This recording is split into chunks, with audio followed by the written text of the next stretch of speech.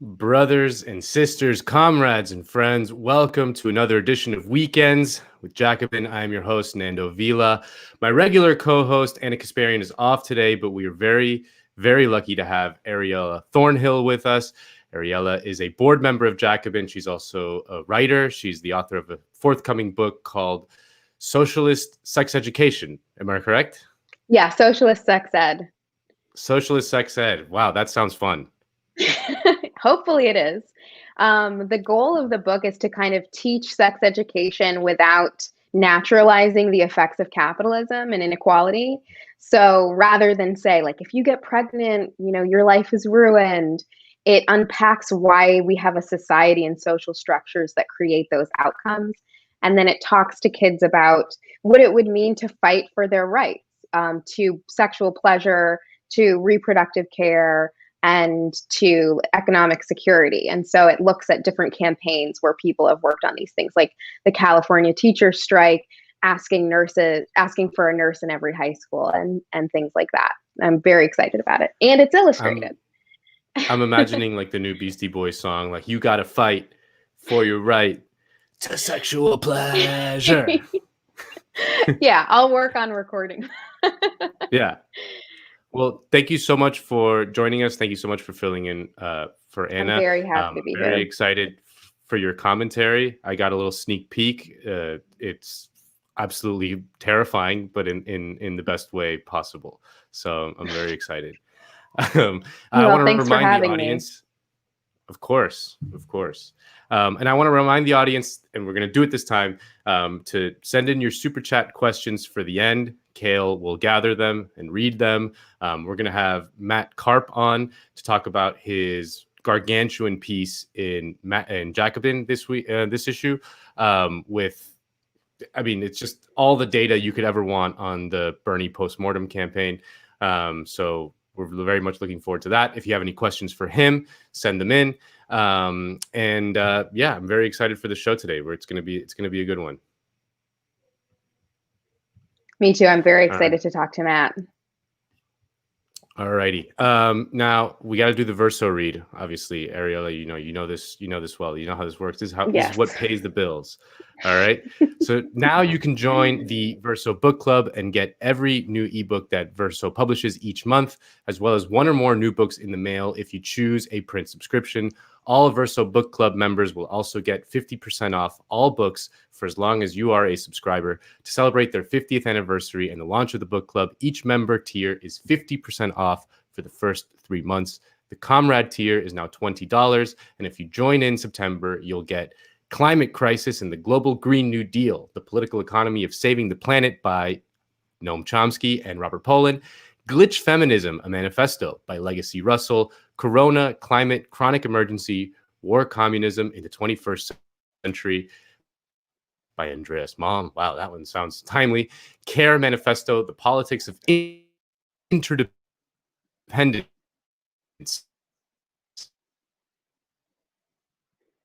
by the Care Collective, and then a new edition of, you'll get 8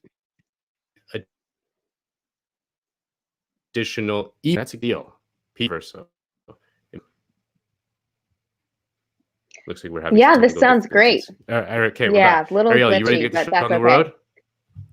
Yes. As soon as you said glitch feminism, you started to glitch. Okay. Streaming clearly. Okay, great. All right. Well, let's get the show on the road. So this week in elections news, we on the left cheered on as incumbent Senator Ed Markey defeated the latest Kennedy scion to be forced upon us, Joe Kennedy III, in the Massachusetts Democratic primary. Antoinette, historic because we expect turnout to set a new record for a state primary and because a Kennedy has never lost a Massachusetts election. While the results are still coming in, it does appear to be a clear win for Markey in this race. Kennedy called his opponent to concede around 10 o'clock last night and told his supporters the larger battle is far from over. Yeah, this result was a bit of a surprise because when the race started back in 2019, Joe Kennedy jumped out to a commanding lead, and that lead held to as late as March of this year. Our exclusive Suffolk WBZ Globe poll finds Kennedy in the lead by 6 points, just outside the survey's 4.4% margin of error. And given that A. Kennedy had never lost an election in Massachusetts, it was considered a given that RFK's grandson would coast to an easy victory against a Senator Markey who wasn't exactly a household name in the way other Massachusetts senators like Elizabeth Warren or John Kerry were. No, there's no more waiting turns. And in our state, we have seen over many cycles now, challengers taking out incumbents. And especially with Trump in the White House, there's no more important time for people to step I think it's up. a bold move, but something we should have expected. It's a good move for Kennedy. I think he's the favorite, no question. But Markey did it. He won. How? How did this crusty old senator that no one had heard of 15 minutes ago defeat the latest iteration of the Kennedy dynasty? Well, he did it because despite the fact that Markey is 74 and Kennedy is 39, Markey was able to activate young voters and activists across Massachusetts. And he did this basically by moving to the left. And that in and of itself is pretty remarkable. Because throughout my entire lifetime, 99% of the time, a Democrat is facing an election with someone to their right, be it a primary or a general. They tend to move to the right in response. I mean, I'll never forget John Kerry telling George W. Bush in 2004 that actually the real problem was that he wasn't sending enough troops to Iraq. Where the 9/11 Commission confirms there was no connection to 9/11 itself in Saddam Hussein, and where the reason for going to war was weapons of mass destruction, not the removal of Saddam Hussein. This president has made, I regret to say, a colossal error of judgment. And judgment is what we look for in the President of the United States of America. I was hoping diplomacy would work. I understand the serious consequences of committing our troops into harm's way. It's the hardest decision a president makes. So I went to the United Nations. I didn't need anybody to tell me to go to the United Nations. I decided to go there myself. And I went there hoping that once and for all, the free world would act in concert to get Saddam Hussein to listen to our demands. They passed a resolution that said disclose, disarm, or face serious consequences. I believe when an international body speaks, it must mean what it says. But Saddam Hussein had no intention of disarming. This president I don't know if he sees what's really happening on there. But it's getting worse by the day. More soldiers killed in June than before, more in July than June, more in August than July, more in September than in August. And now we see beheadings, and we got weapons of mass destruction crossing the border every single day, and they're blowing people up. And we don't have enough troops there. We don't have enough troops there. Never forget it. Anyway, it's not like Markey was some progressive lion. I mean, he himself voted for the Iraq War when he was a member of Congress, and his record is spotty on a lot of issues. And when Markey got into Congress in 1976 as a 29-year-old, he came in with a lot of the so-called Watergate babies, who were kind of a proto-version of today's woke centrists, in that they were disgusted by the Vietnam War and were all pro-civil rights, but they rejected the populist economics of the New Deal generation that had dominated American politics and the Democratic Party for 40 years. Markey wasn't really like those guys. Despite his youth, he had kind of like an old school labor streak to his politics. And he also, it has to be said, had some pretty socially conservative views on things like school busing. But as neoliberalism became hegemonic in the Democratic Party, Markey mostly played along, although he frequently positioned himself on the progressive side of the party, not like Bernie, but to the left of like the medium Democrat. And as he was fighting for his political life in the face of a challenge from the right, in the face of this young Joe Kennedy, Markey decided to embrace the old school populism of his youth with special emphasis on the Green New Deal, which he co-authored with AOC. I want to thank my fantastic partner on this Green New Deal resolution, Congresswoman Alexandria Ocasio-Cortez. I want to thank all of the House and Senate members who are gathered here with many others who have signed on or will be signing on to this resolution. And his decision to move left and embrace the support of the younger, more radical voters needed to be rewarded, which of course flies in the face of the liberal caricature of the left, which is constantly saying that politicians like Bernie Sanders are too dogmatic about purity tests. know, this idea of purity and you're never compromised and you're always politically woke and all that stuff, you should get over that quickly. I'm telling you, this is going to be the death of liberals, this nitpicky, intramural attacking of friends for insufficient purity, compulsively cleaning up a little corner of the room that's already quite clean. Ah, yes, the old cliche, the dreaded left-wing circular firing squad, a tale as old as time. And while I do think that there is an element of the left that is all too willing to condemn, moralize, and even cancel someone for not ascribing totally to a laundry list of inscrutable issues, that is certainly not true when it comes to politicians. What we need to recognize in politicians is who they are courting for power and condemn them when they court donors or, say, rich suburbanites. More on that in the interview with Matt Karp in a few minutes. And we reward them when they court social movements and activists such as the Sunrise Movement and, generally speaking, the left.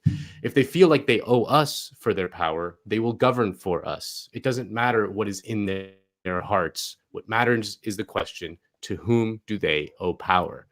And Markey bucked the donor class and indeed the leadership of his own party. And as he began to gain on Kennedy in the polls and then eventually overtake him, Kennedy tried to beat him back using woke centrist attacks such as Congressman Joe Kennedy on the campaign trail in Roxbury, accusing the Markey camp of encouraging online threats. Kennedy's campaign manager firing off an email to the Markey camp, writing, "The tone and tenor of the Markey for Senate campaign and people associated with it have reached dangerous levels."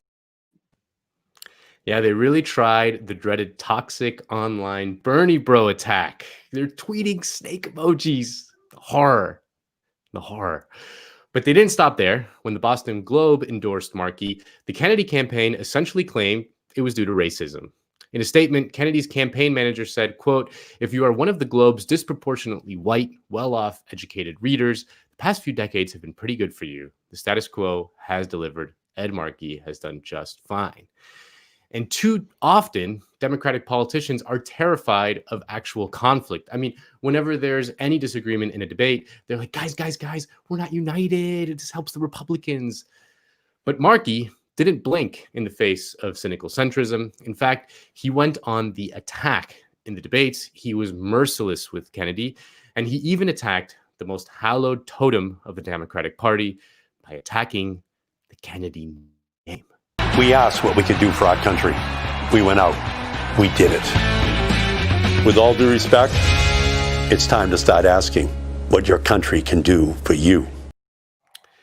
Yeah, this little dig at John F. Kennedy's most famous line led Nancy Pelosi to endorse Joe Kennedy, which hilariously led to a huge fundraising haul for Ed Markey.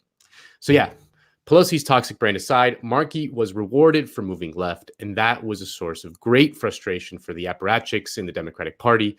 A gossipy postmortem in Politico had a bunch of money quotes like, quote, "The Markey campaign did a masterful job of convincing voters that Ed is someone he is not," one Democratic strategist with Massachusetts ties said after the primary results were tallied. And, quote, this goes to show you that the left doesn't do their homework and they're easily won over by bright, shiny objects," said one Kennedy ally. Given Kennedy's issues with moist mouth, I would not use the term bright, shiny objects. And no Kennedy ally, we know exactly who Ed Markey has been, but we can recognize a political trajectory and we can see beyond brands and the sheen of youth. Really excited about the numbers and how they're coming in. Need you guys to get out there and vote today. If you are watching this and you are not a voter in Massachusetts, it doesn't mean you can't help. Just call some of your friends that are. Send some emails, some text messages. You can log on to our page too and figure out how to volunteer. The more people that vote today, the better we got, and the better we're going to do, and the more likely we're going to win. How did that guy lose? I mean, how did that guy lose? I mean, he obviously sucks. And now Markey won, and he owes us for saving his political life. And he does not owe the Democratic Party establishment anything, which means we gained an ally. We will remain vigilant, but it's an encouraging political development nonetheless. Ariella, did you canvass for Joe Kennedy? I did. I got my thickest Boston accent and I said, you gotta vote for Joe. What I think is funny about this, and I'm waiting for this from like the mainstream media, is like, Kennedy curse? Is that why Ed won? Because they're never going to admit that, you know, this older white man was able to mobilize young voters across racial groups through like a strong left-leaning platform. And I noticed even on Facebook, some of my friends who live there were so excited, like really up to the end, didn't think that he would win and really wanted him to, because he was actually vocalizing the issues they care about. And they were really, really shocked, and also like, I think more politically driven after that win. And so it'll be interesting to see what comes out of that. He mobilized so many voters than had previously voted. It's unbelievable.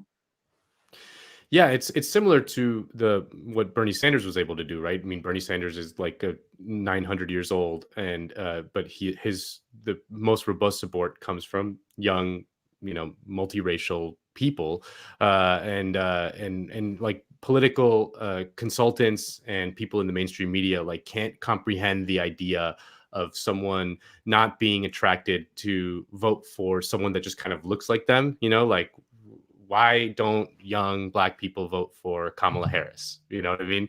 In the Democratic Party, why are they going for the older white guy?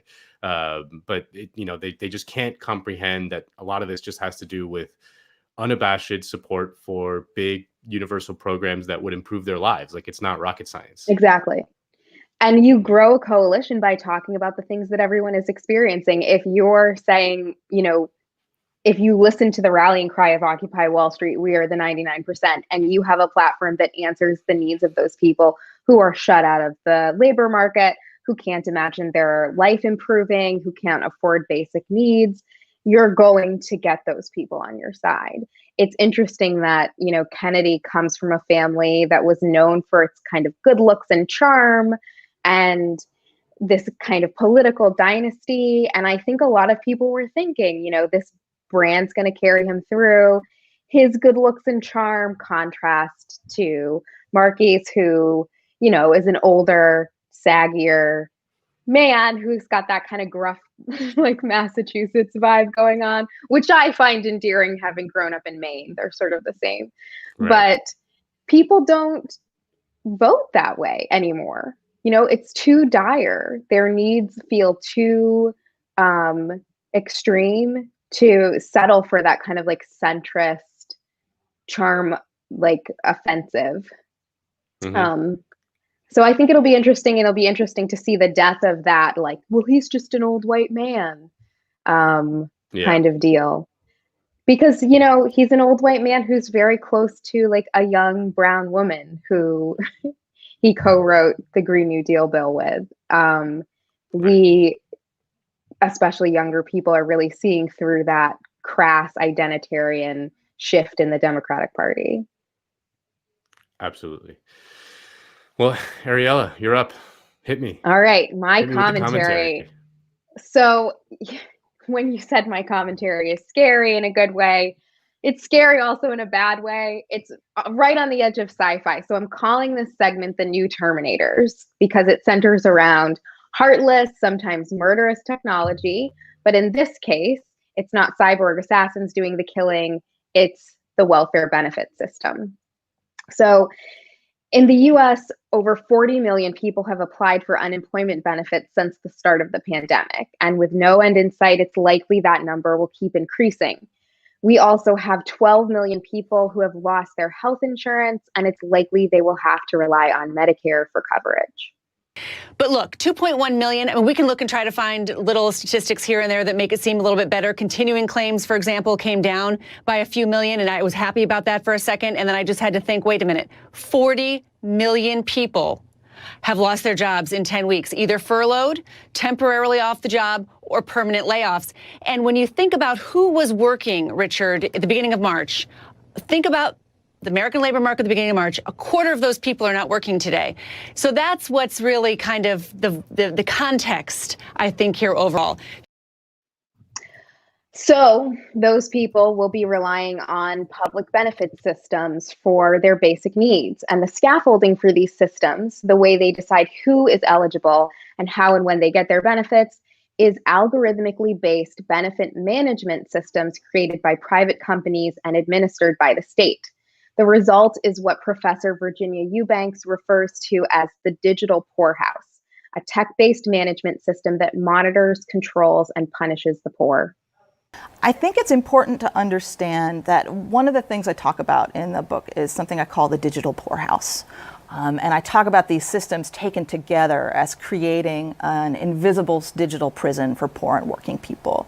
And that's a pretty strong claim. And I don't think it's just the technology that does that, but it's a collision of three forces. So there's a cultural narrative that says that poverty is an individual failing, and that it's an aberration, like it's not something that happens to a lot of people, a small percentage, a minority of potentially pathological people. There's a political system that we live in that is mostly interested and focused on asking the question, what did you do to deserve being poor, rather than how can we help? And then there's these technology systems that, because they're not specifically and explicitly built to dismantle inequalities, these long-standing structural inequalities we see in our political system, are poised to potentially intensify them because these systems are so fast, they scale up so fast, they're very persistent, they last a long time, and because we don't always really understand how they work. So far, there are 20 states using these kinds of algorithms to determine eligibility for unemployment benefits, food stamps, and Medicaid. But other state and federal agencies use similar methods to determine which communities are policed, school placement for children, shelter for the homeless, and in some cases, to try to predict future child abuse or prisoner recidivism. If the poorhouse has become digital, the algorithm has become judge, jury, and executioner for anyone who enters it. Let's look at a few cases. In Michigan, a $447 million automated fraud detection system made 48,000 fraud accusations against unemployment benefit recipients. Without any human intervention or oversight, Michigan demanded repayment plus interest and penalties that was 4 times the amount owed. A state review later found that 93% of the fraud determinations were wrong. This is after the state garnished wages, levied bank accounts, and seized tax refunds, resulting in homelessness, evictions, divorce, and suicides. In one example from Virginia Eubanks' book, Automating Inequality, 1 million people were kicked off Medicaid in Indiana during the first 3 years of the state's new benefit management program, which was contracted to IBM. There are thousands of accounts of needless suffering and death due to that program, but one that stands out is Omega Young, a 50-year-old cancer patient whose food and medical benefits were cut off. On March 1st, after losing her free transportation to medical appointments, which was provided by Medicaid, Young died. On March 2nd, she won the appeal filed for wrongful termination and her benefits were restored. The program was so disastrous that Indiana canceled its $1.3 billion contract with IBM. There have been similar issues in Oregon, Arkansas, Colorado, California, and Idaho. But the problems aren't restricted to eligibility. Even if you get through the gate, you are foregoing your right to privacy, dignity, and agency. Take food stamps. In order to combat food stamp fraud, the Department of Food and Nutrition under the Trump administration created a series of grants, pilot projects, and trainings to help states implement algorithmic monitoring systems for recipients. Here is a diagram for how those work. The SNAP agency essentially works with federal, state, and private companies to compile data about its participants. Then the data mining algorithm compares SNAP purchase data, retailer data, and eligibility data to detect fraud. These programs track the user's every move and purchase, with algorithms flagging people for suspicious behavior, like traveling out of state or using cash benefits at stores that sell tobacco or alcohol. One note about that is that these populations often don't have access to grocery stores, they live in food deserts, and they travel often because of housing insecurity. But these systems rely on contracts with third-party credit and reporting agencies like Equifax, who lobby heavily for states to adopt this kind of technology. As one food stamp recipient facing cuts put it in this interview with CNN, Patience Coley and her family say they survive on food stamps after she went on medical leave, leaving the family on one income. Doing anything to the SNAP, you're going to make the poor more poor. That's exactly what it does. And it's not just in the United States. Well, as political retreats go, this one is big. A late Friday afternoon backflip by the government, abandoning the $720 million so-called robo-debt scheme targeting Centrelink recipients. More than 400,000 people will now be refunded, the government finally admitting the process was flawed. Stuart Robert takes the Friday afternoon ministerial walk of shame, rubbing out robo-debt. In good faith, the government will be repaying those debts to those Australian people. 470,000 individual debts to 373,000 people, totalling $721 million. The whole basis for the government to take money off vulnerable Centrelink recipients was illegal. Computer cross-matching of tax office and Centrelink data automatically sent out debt notices demanding the welfare repayments. The government was facing a massive class action after a federal court ruling last November deemed one of the debts illegal, the minister deciding to pay out. That's the refinement, that's the update. And it's not a refinement. He says it is the largest class action settlement in Australian history, ending 4 years of heartache for thousands of welfare recipients. It's been putting ordinary Australians through pain, trauma. People have lost jobs, people have lost relationships. In fact, this problem is so widespread that the UN released a statement warning governments of the, quote, grave risk of stumbling zombie-like into a digital welfare dystopia. I'm going to read the full text here because it's important, but it also misses a critical point about the appeal of these systems. So to quote the UN statement, the digital welfare state is either already a reality or is emerging in many countries across the globe. In these states, systems of social protection and assistance are increasingly driven by digital data and technologies that are used to automate, predict, identify, surveil, detect, target, and punish.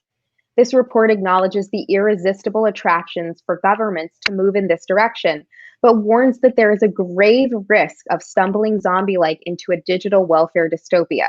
It argues that big tech operates in an almost human rights-free zone, and that this is especially problematic when the private sector is taking a leading role in designing, constructing, and even operating significant parts of the digital welfare state.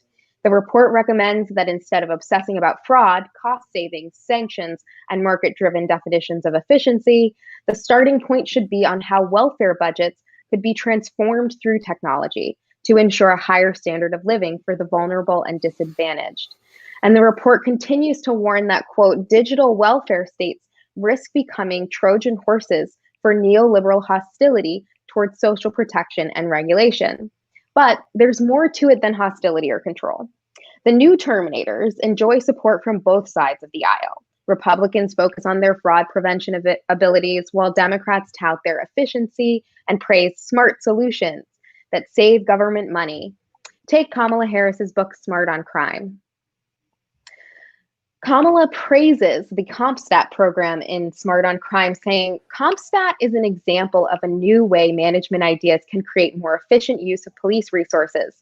Not only did crime rates fall after CompStat was introduced selectively in Los Angeles, there was a 17% reduction in officer-involved shootings and a similar decrease in complaint from the public about police. In fact, the methods used with CompStat have now been brought into other agencies around New York for homeless services, welfare reform, and making jails safer. The idea is to gather better data that allow you to spot patterns and anticipate problems, and then to move strategically to zero in on those problems.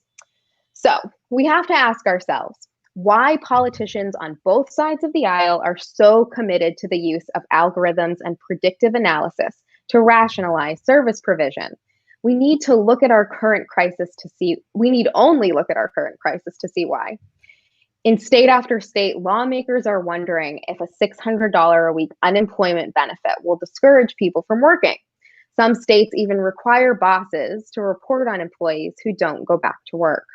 Tens of millions of people are out of work because of the coronavirus, but if they apply for unemployment, they get $600 a week, which is more than some were making in their previous jobs. That was a deliberate effort by Congress to cushion the economic fallout from the pandemic, but now those benefits are getting a second look. Here's NPR Chief Economics Correspondent Scott Horsley. Preschool teacher Lainey Morse has been out of work for more than 2 months, but the Portland, Oregon Child Care Center where she worked is thinking about reopening. Morse is dreading it, as much as she loves the infants and toddlers she used to care for. They always have snotty faces. It's just one cold after another. That's just the name of the game in daycare. And it feels just like an epicenter for spreading disease. And it feels really scary to go back to that. She is not alone. Millions of people have very obvious reasons for preferring a $600 a week benefit over a job that could expose them to a deadly virus. But the basic logic here is vulnerable and desperate people will be driven to take any job, regardless of the quality, if welfare is inadequate or inaccessible. This limits the options for employed people as well. Without a robust social safety net to fall back on, workers are less likely to push for higher wages, better benefits, or strike because the risk of job loss and subsequent destitution is greater. This is class war, and the new Terminators are its soldiers. So the goal is twofold. On the one hand, these programs cut costs and drive away applicants by narrowing the gate for public benefits. On the other, by keeping benefits low and difficult to access, the wages of working people in general are kept low. Capital is the invisible hand lobbying for these programs, banking on the 1-2 punch of punishing the poor and scaring workers into settling for less. This is why there is support for these programs on both sides. Republicans like the new Terminators because of their obsession with personal responsibility and fraud, which apparently happens less than 1% of the time, according to the USDA's website. And Democrats like them because they engender rationalized technocratic control. Finally, capital likes them because they help narrow the scope and availability of benefits. We are drifting into fully automated austerity. This is why the left needs to and has fought for universal programs like Medicare for All. You can't have automated austerity with universal programs. You can't have a gatekeeper if there is no gate. Any socialist out there should join the hundreds of groups across the US who are helping people file for benefits, appeal terminations, and investigate faulty eligibility programs. But just as importantly, we need to fight to eliminate means-tested programs and demand universal programs with guaranteed access. A free public option for the poor, which is part of Biden's platform, is not accessible if individuals have no reliable method to prove their eligibility.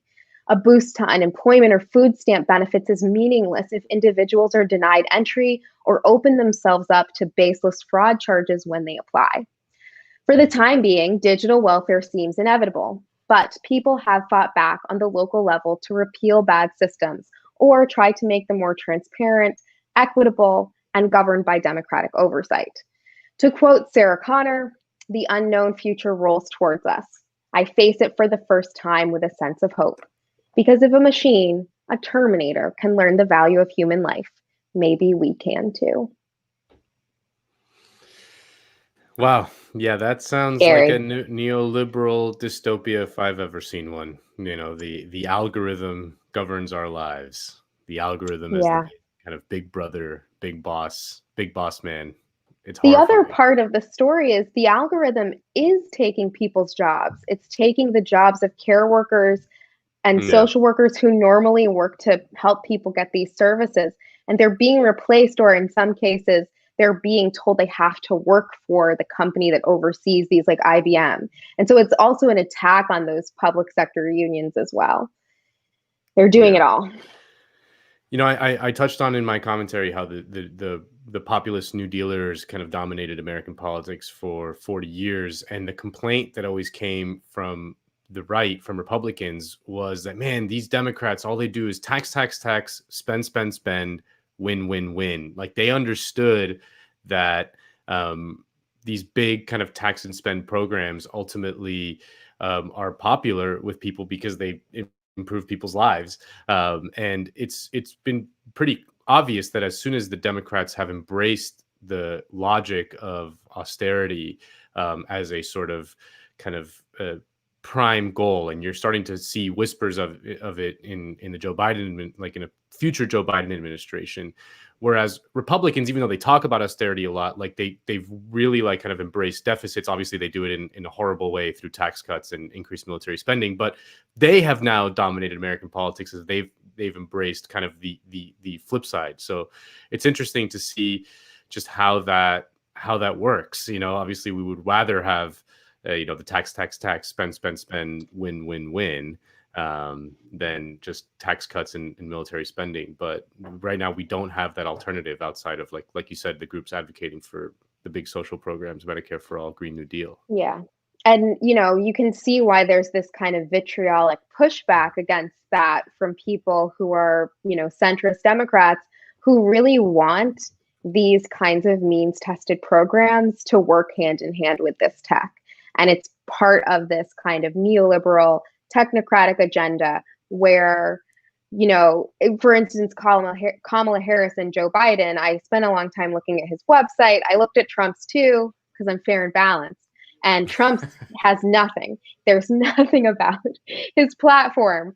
It has some of his achievements, and many of them focus on, getting people assistance. Some focus on saving people money by repealing the Obamacare tax costs. But Biden's really focuses on expanding these programs. It really does. He talks about it, at every turn, from his platform for Black people, his platform for women, his platform for working families. He focuses on access. Hillary focused on access. Warren focused on access. What they don't tell you is that a soulless robot is deciding that access and deciding it through arbitrary rules that you have no recourse to. And in the example of the woman who died, she followed the rules. One of the welfare rights movement's victories was to allow people to appeal these kinds of decisions. And now that they can, they're making that process just as difficult for the poor. So this woman finally won, and she had already died from not getting the care that she needed. And so you really see the failure there of those kinds of platforms. On their face, they may seem like, wow, they're really supporting social welfare and social services. But when you dig into the methods through which those things are actually allotted, you see that, they're very, very narrow. They subject people to an incredible amount of scrutiny, and the process is just kind of humiliating for people. So I think whoever wins, we've got to push back on this impulse that seems like it's just kind of carrying forward unchecked, other than the, UN zombie drift warning. Yeah. The biggest villain in American politics for both parties is the person who somehow manages to get a slightly better life than they quote unquote deserve through some sort of government program, not the person who administered the program incorrectly and allowed someone to die. Like that's totally acceptable. But the other direction is just completely unacceptable. All righty. Well, it's time for our guest, Ariella. I'm very, very excited to have Matt Karp on with us. Matt is an associate professor of history at Princeton University. He's the author of This Vast Southern Empire, Slaveholders at the Helm of American Foreign Policy. I actually read that book. It's fascinating. I had no idea. I'd never even thought about a slaveholder doing foreign policy. And he's also the author of a gargantuan new piece in Jacobin magazine, looking at Bernie Sanders' 5-year war against the Democratic Party, which I have sent to every single one of my friends. Matt, how are you? I'm happy to be here. I like how in the most of the social media clips for that article, they don't even have an image. I mean, that on the website there's the image of Bernie, but In all the other like preview images, it's literally just like pages of text. It's like, this is an article that you will have to read that has lots of text in it, because it's like, well, that's the main thing you need to know about this article. It has like 9,000 words in it. So that's totally normal for just like a web article about a politician, like a hot take about Bernie Sanders. Totally normal and totally necessary. Well, it came out months after, like there was like a wave of postmortems that came out just immediately after. You took your time, you did your homework, you read through the data, you waited for all the exit poll stuff to come out, and you combed through it. So, the main thrust of a lot of those postmortems was like, was Bernie too radical, or was he, not radical enough? And there was like a big debate over that, like, should he have worn an American flag pin or something on his suit lapel? But what is your kind of take in the wake of the defeat? Yeah, I mean, that's the thing. The problem is I had a hard time consolidating myself to one take. I had like at least like 5 big takes, meta takes. But I would say the thing, talking to a Jacobin audience, the thing that that is most important for us to reckon with is that Bernie had more success and I think his achievement in national politics in showing that there is a mass base for basic democratic socialist ideas like healthcare for all, funded by redistributive taxation, offered as a right by the state to everyone. That this had a mass base of millions, not thousands. This is the most significant like left-wing achievement in national politics, in half a century. At the same time, we're a long way. We've become relevant again, basically, but it's a long way from relevance to power. And in the first like half of the article is about coming to terms with his achievement, and trying to explain, the ongoing resistance within the party to him, which is palpable and obvious, and I barely need to tell you guys about that. But the second half, really the second 2/3, is about reckoning with the limits and that gap between relevance and power, and the hard fact that Bernie, showed, I think, in a lot of ways that these politics, while they appeal to millions, merely enunciating them at this moment is not enough to win a majority in a Democratic primary. I think after these 2 races, we can see that, in the 2 races had different characters, they had different contexts, and it's interesting to compare and contrast. And we can go into some of the demographics, which the article does at length. But we need to reckon with the fact that right now we don't have a social democratic or let alone a democratic socialist majority within the party. To me, that not having a majority is not an excuse for not trying to build one. We're closer than we've ever been in at least 50 years. It's not a go home, game's over, you lost, back to the doghouse. But it is a question of thinking concretely and unromantically in some ways about not, frankly, and I do this too. All right, fuck it. Never mind. If Bernie comes back in 2024, I'll be romantic again. But in the absence of that, we need to think, I think we need medium-term and long-term plans and to think about how to burrow our way into a Democratic majority. That doesn't mean, that's not purely about institutional work within the party. That's not actually the strategy that I prefer. But we need to think about how to make to get this message from 35, 40% to 60% within a party, because I think, to me, that's the only way for these really important ideas to actually be achieved that would make the lives of millions of people so much better, and set the stage for even more important transformations. So I think we continue in Bernie's path, but we just recognize that there's still a long way to go. Yeah, I liked that your article took a really sober assessment of things. It was like looking at a balance sheet of his campaign. And I wanted to ask you about a specific area. You were talking about how it digs into demographics. So you explained kind of the struggle for him to win Black voters. And, that was kind of his Achilles heel. His policies were popular with them. He failed to mobilize them. And he failed to kind of gain general support there. Can you go into that a little bit? Yeah, in some ways, that's the element of the entire, Sanders experience that stings the most. I mean, it's not the opposition from, the Nancy Pelosi's of the world or the institutional Democrats. It's not the suburban surge, which really was decisive, I think, this time around, and we can talk about. None of those things were all kind of, banked in when you had a socialist populist candidate. The hard part is that is the Sanders, despite his enormous success, his failure to mobilize significant portions of the working class around a working class politics. And the most signal, failure there, it has to do with black voters. And first of all, I guess I just want to be clear. I'm firmly in the camp of Adolph Reed and Willie Leggett, who say, and this cannot be said too often, there is no black vote. And the way that mainstream media repeatedly uses that phrase, it's just one of these kind of mind-bogglingly, casual racisms in my mind that just like show up in our discourse all the time without thinking. Like there is this blob vote. Yes, I know linked fate, if you want to get academic about it, and black voter solidarity is a thing historically, but there is no, and there has never been a black vote.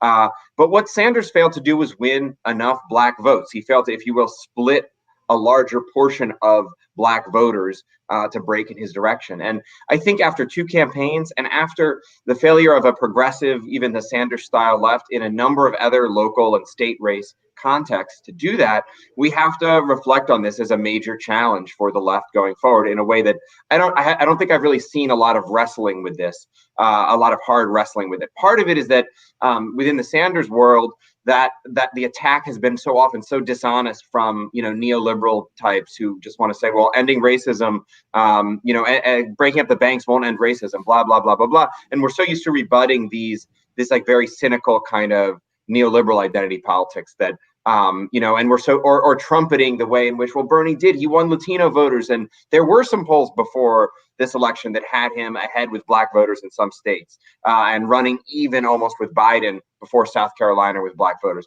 But the truth is, it didn't happen, and we need to reckon with why it didn't happen here, why it didn't happen in all sorts of other state races, from AOC's congressional race, where black voters voted for Crowley, to even the more recent and more inspiring wins by someone like Cori Bush. If you look at the district map in St. Louis, this happened after my article, working class and lower class North St. Louis, over 90% black, those precincts went heavily for the incumbent opponent, and she won enough of those votes to get into office. And so I do think we can learn something from Cori Bush, but her constituency was still was the kind of white progressives in the southern part of the city. And this issue, this failure to break into black working class enclaves in neighborhoods, it's really eloquent in the Sanders campaign and all sorts of other municipal struggles from Atlanta to Chicago. And I mean, for me, it's a complex issue, and I think one that deserves several articles on its own. And Adolph and Willie and Cedric Johnson, other people have written at length about this too.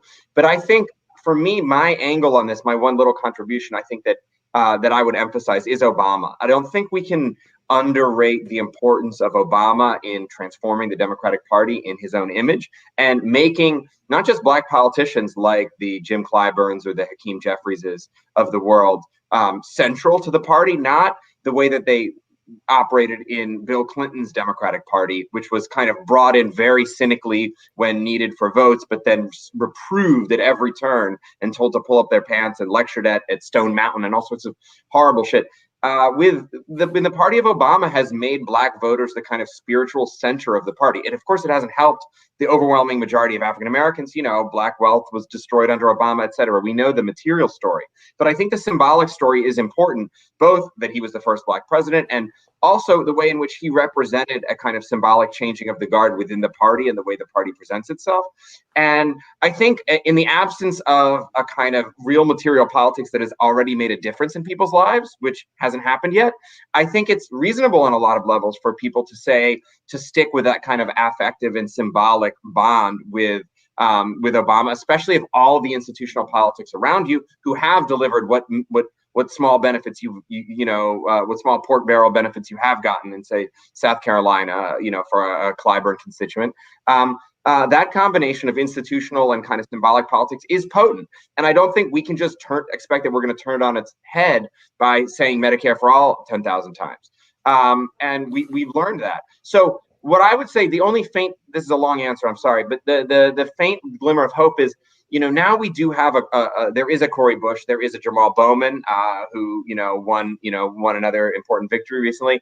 And I think having visible African-American, we had Ilhan Omar, but African-American politicians, African descendants of slaves, if you will, who have prominent national positions, who do not owe their election to the institutional party, who are, I hope, remain tightly connected to kind of a Sanders vision for the party, that might be able to sort of slowly be a little wedge here. But I don't think we should expect that this is going to change overnight with the next, if AOC ran for president in 2024, do I think she would win working class Black voters in the South against even against the, a Joe Biden? No, I don't. And I don't think we should fool ourselves that is in the cards right away. There's a lot more, of course, work institutionally, work in the labor movement, that we can do on this front. But I think the first step is recognizing that this is not just around the corner. This is a phenomenon. This is bigger than Bernie, but Bernie was the most eloquent example of it, and it's a real challenge for leftists, and one that's we're not going to succeed in winning any kind of national power without a large portion of the Black working class behind this project. And yeah, on the flip side of that, there was the story of Bernie and Latino voters, which you touched on briefly. And to my mind, that's one of the more undercovered phenomenon of the 2020 race, just because the stunning reversal from 2016 is just really shocking. So can you go into that? What happened there? What did the data say? Yeah, that's the flip side, and that's for me one reason why some of the more pessimistic or inhospitable, ungenerous takes on Bernie and Black voters missed the boat. Where it's like, well, Bernie doesn't actually connect with people of color, or even leaving aside the really dishonest DNC kind of propaganda explanations, the ones that were at least well intended. But we're emphasizing Bernie's failure to connect with working class voters of color for whatever reason, whether it was rhetoric, whether it was his positionality, whether it was, et cetera, et cetera. The success with Latino voters completely overwhelms that. And to me, the big difference between Black voters and Latino voters, at least one really important difference, is there's no Latino Obama. The Latino political class, for what it's worth, if you look at congressional districts in Southern California, for instance, this was the most eloquent example. Overwhelmingly endorsed Biden. I think one Southern California Latino congressman endorsed Amy Klobuchar. Bernie won virtually all of those districts. He won all of the Latino majority districts in Southern California, I'm pretty sure. And he won those heavily Latino, like 60-70% Latino districts in Southern California, often with majority, against a divided field. He won over 50%. So this is something that the institutional ties and that whatever Latino politicians have in the community did not overwhelm. Bernie was able to go above and beyond them, or under them, or through them in some way, and win a lot of voters who had voted Hillary Clinton in 2016. Because if you look at the turnout, and this is the kind of silver, this is the touch of gray, if I can go Jerry Garcia here for a minute on the silver lining, because Latino turnout did not, in most of these places in South Texas, in LA, it did not go through the roof. It wasn't like Bernie brought in, tens of thousands, hundreds of thousands of new working class Latino voters who'd never voted before, and were suddenly like, Bernie Sanders, he's the man. I'm a socialist. Give me that Medicare for all. I'm not going to try to do it in Spanish. But because the numbers were the same, they were flat. Dame ese Medicare, ya, ahora mismo, dámelo ahora mismo, gratis, totalmente gratis. No quiero pagar $1. I mean, he did do that. He definitely did do that, and I'm a big believer that it is the bread and butter shit that got people out. and he must have gotten lots of new voters. But so I think we need a lot more work on this too, more focused work on this, and data driven work too. I guess Chuck Rocha, who was like the mastermind of all this, has a new book out, so maybe he'll have some insight there. I'm sure they mobilized a ton of new voters, so I'm not saying that. But if you look at the overall turnout, it was relatively flat. So maybe a lot of other voters dropped out of the picture. And I think even maybe more powerfully, they convinced voters. They turned kind of some middle-aged, especially I'm thinking, middle-aged or even older Latino voters who were Clinton types into saying, no, I'm with Tio Bernie now. And or I'm with, whatever, I'm with my cousin Bernie. It's not just like he has to be so much older. What is cousin Bernie, Nando? Primo Bernie. Primo Bernie. Yeah, there were some Primo Bernie voters out there. I think we should think about when we're thinking about that. And for me, the Southwestern story is front and center on where do we go from here. I don't know why Lucille Roybal Allard should not have a primary challenger from the left in literally the next election. Bernie won 57% of that district. She was an early Biden endorser. She's deep DNC. She was on all these DNC committees. She's a complete party acolyte. And she should, at minimum, have a left challenger of some note in California. And if LA DSA and whoever else is out there is not working on that, that's a crime, because that's an obvious first step for building more social democratic power in Congress. So there are a lot of, and same thing goes in South Texas. I mean, I know the Justice Dems tried and almost won that victory. I think there are a lot of other congressional seats, Denver, especially cities in the West, heavily Latino cities, where there's a path forward. And I think that's a kind of a short-term thing that we can do tomorrow. And in some ways, it doesn't require as much reflection and debate as what to do about Black working class voters, because I think Bernie showed that that through good organizing and through bread and butter messaging, Latino voters are ready to join this. Working class Latino voters are ready to join this coalition right now. Yeah, I want to circle back to kind of the achievements of the campaign, because I think that people felt pretty demoralized, and they're kind of figuring out where to go from here.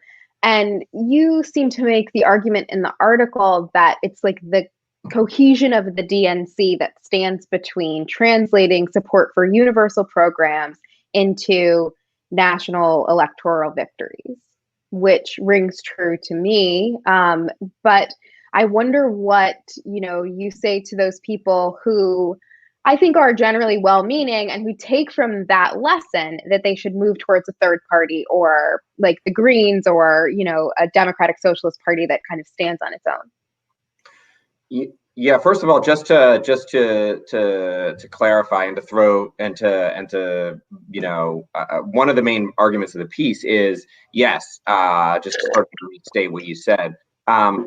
Maybe not so much the DNC specifically, but the sort of consolidation of the Democratic Party after South Carolina around Bernie was historically unprecedented. I don't care how many times John Chait has to call me like a cuckoo conspiracist. It's just a fact of history that a winner of Iowa and a winner, so-called, but a claimed winner of Iowa and a second place finisher in New Hampshire does not jump out before Super Tuesday. This has never happened before. It's only explicable given the kind of ideological and, in their mind, electoral stakes here. They thought Bernie would, everybody from Pelosi on down, Obama, Pelosi on down, thought that Bernie would be an electoral disaster. They needed to consolidate against him. That's just clear as day. But the other part is, well, why did they win all those voters? Why did Biden then instantly command all of those voters? That wasn't immediately clear, and we can talk about that. But in terms of like the struggle within against these institutional leaders who have shown, I agree with the critics to themselves to be implacably hostile to this Bernie style of politics. And I think anyone who's thinking that a Biden administration is going to do a new deal, just look at the coalition that elected him and think again. It's not happening. I have very limited hopes for what Biden will be able to do in office. But at the same time, I think, what are the terms of the struggle that we want to be in? Bernie has shown by contesting this stuff within the Democratic Party, at least within the ballot line, and it has brought these ideas into a left-wing relevance that no Ralph Nader campaign ever came close to doing and ever will come close to doing. I mean, the third party stuff, Seth Ackerman, ethered that argument, years ago, in his investigation of how the American ballot line politics works. But, any observer of history of the last, 50 years also could tell you that third party stuff is just an exercise in futility. Even in New York City, where we tried to get, I was out on the streets, knocking on doors for Jabari Brisport, socialist Green Party candidate for New York City Council. He won 25% of the vote. He ran in the Democratic Party primary, 3 years later, he wins. He's a state senator. I mean, it's just silly to think that this third partyism. I mean, I understand the impulse, but I think if you look at the results, if you're results oriented in any way, and I think we have to be, we're relevant now. We have to get to power. We have to be results oriented. We have to think, what is actually gonna claw back some power from these people? What do they fear? Do you think Nancy Pelosi and Barack Obama fear a left-wing third party congregating around the DSA? No, they would love that. There would be nothing better than for the DSA to break off, maybe even with AOC, and take 4% of the party or something, or whatever it is, and kind of be this left-wing whipping boy for them to dominate like a behemoth the center of American politics. That not only does that not scare them, they would love that. We want to fight them where they fear us, which is on the national stage. And yes, that does mean within the Democratic Party. And I think it's actually, like, as a critic of identitarianism, I think people who have almost an identitarian grievance with fighting things within the Democratic Party need to think about that, because this isn't about your personal essence when you get into when you're having an argument about Medicare for all. It's about what is the context of struggle in which that can be achieved, and if you're in which the headway can be made. And if you're hung up on, but this means that you're a Democrat, and this means that you're with the bad guys, you're thinking like an essentialist, and I think that's a mistake. Yeah, and you touched on this idea that the Biden coalition that is shaping up is going to be completely anathema to any sort of New Deal, to put it, and that was, to me, the most terrifying part of your article, but also the most kind of enlightening part of your article, because I haven't seen anyone else touch on this kind of data. But we love to make fun of the Never Trump Republicans, and like the Lincoln Project and all that stuff. But in your piece, you coined the phrase Halliburton Democrats. And I want to read a paragraph.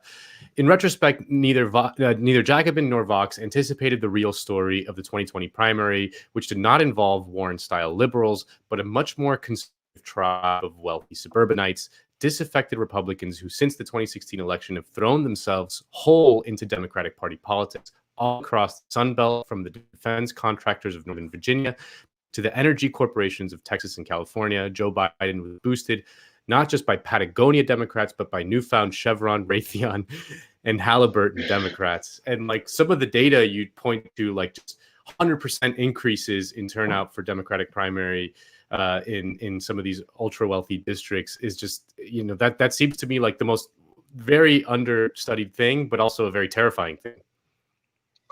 Yeah, the mainstream media was very keen to pin Bernie's defeats on a withdrawal of particularly white working class support, in Michigan and elsewhere. And we can talk about that because there are cross-class,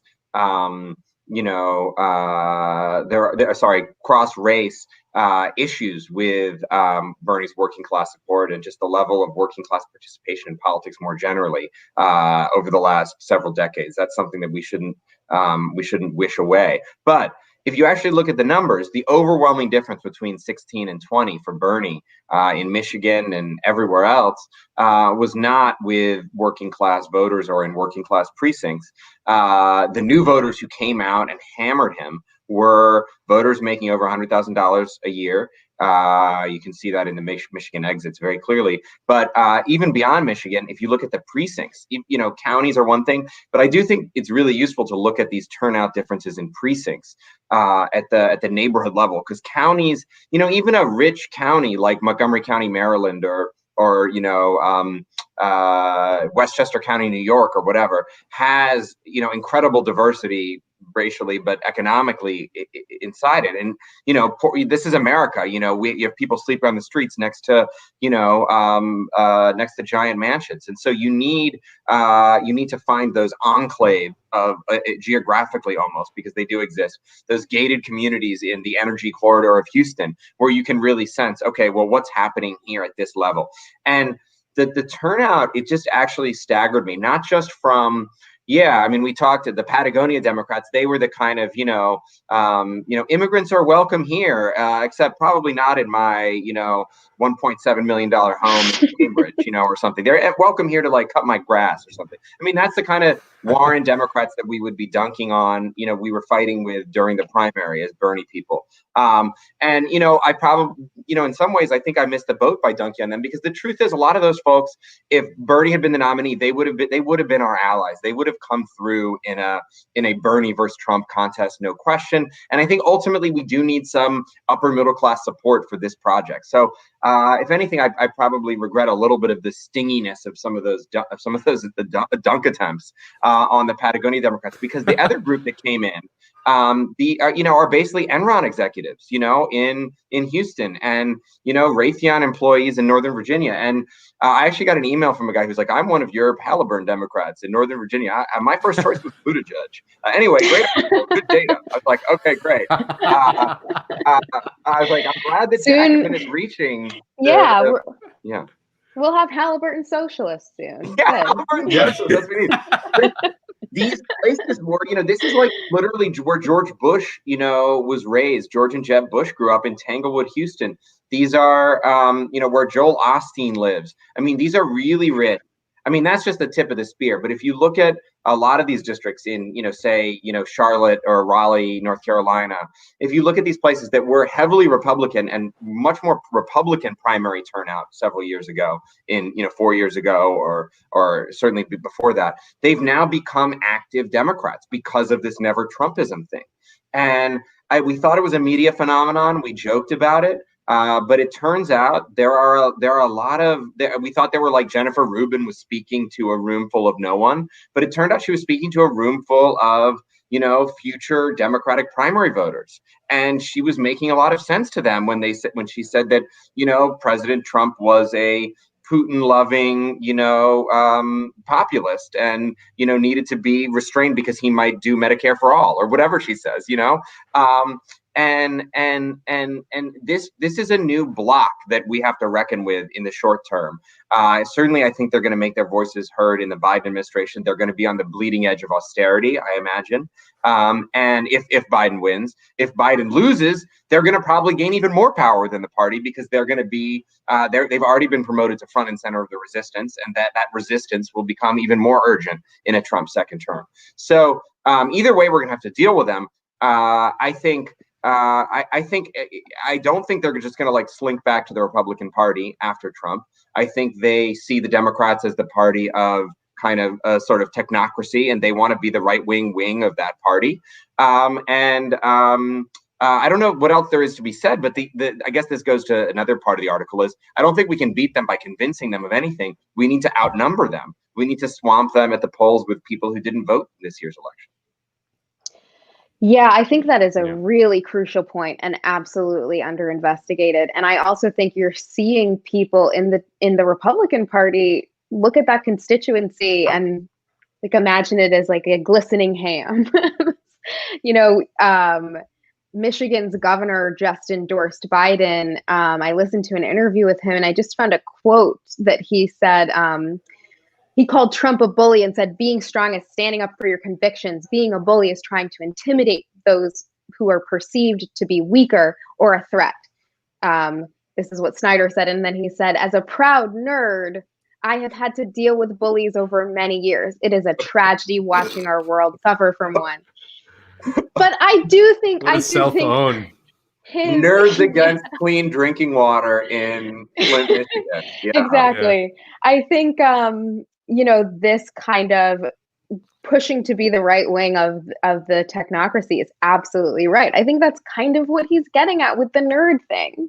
And I think that other Republicans who have switched over and are saying, the most important thing is Biden can work across the aisle and Trump can't. They're trying to pull people in with them. They're trying to court Halliburton Democrats, but they're also making a case before it happens that, Biden's concessions to them have to be viewed as progressive because this stalemate in US government was the worst thing that happened. The degradation of rhetoric and the bullying was the worst thing that happened. So if you say compromise and, only kick off half of the people off of food stamps, then you're working across the aisle and you're good. I think they're kind of gearing up with that narrative. If you poison children but don't also make fun of them in your stump speeches, then that's a massive advantage. Yeah, no, it's that gap between the symbolic and the material. We talked about it with the black voter situation, but I think it's just as staggering on this front. And I think you're right. We either win or whatever happens in this election, that is going to be the ongoing argument and claim to relevance of the Rick Snyder wing of the Democratic Party. I mean, I can't believe I'm saying that. That actually stunned me when he said that. I mean, I thought, he was not a moderate. He was not a Mitt Romney even, right? He was like a conservative. Anyway, he is a conservative. Yeah. He hasn't walked back from that. What his take on it is, he's like, I don't like bullies. I listened to an interview where they were like, so now that you're endorsing Biden, do you support Democratic policies? And he's like, I don't think we have to go as far as that. He's going to endorse a ban on wedgies and swirling national ban on I don't know why he doesn't like Melania's Be Best thing. Isn't that anti-bullying? But just didn't work. I mean, the Democrats love this shit so much, right? The nerd stuff and the we're the party of being best in school and we're the party of doing our homework. And I mean, it is troubling to think about that is one of the many dark futures is the kind of where the Democrats not just they're leaning and lurching maybe in that direction already, but if they wholeheartely become the coalition that runs the gamut, as Dorothy Parker said, from Snyder to Buttigieg, and that's the Democratic Party, and the Republicans become the party of this, of the white working class people entirely, and they become populist. Xenophobes. That's the entirety of the party. I mean, a lot of people would say we're here already, but I think it actually can be a lot more. The policies haven't actually moved so far with the rhetoric, and if they do, that would be devastating. So I think I mean, whatever. I guess I'm already, I've already, jumped the shark and become a sheepdog on this stuff. But I do think that kind of situation where you would have, would make class politics, which is what we're trying to do here. If Jacobin stands for one thing, it stands for that, I think. And how do you do class politics in that kind of environment? With the Sanders movement, we had not just a viable class politics, but a class politics that moved and changed national politics.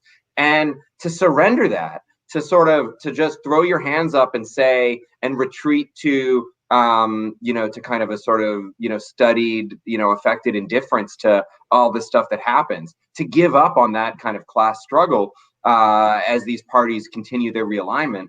I think it's a devastating error, and maybe worse than that.